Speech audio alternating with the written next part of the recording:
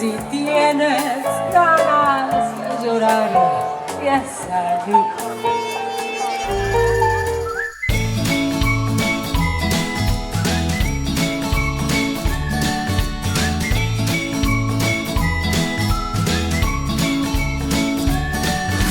Sve što misliš, ja to vidim ruče.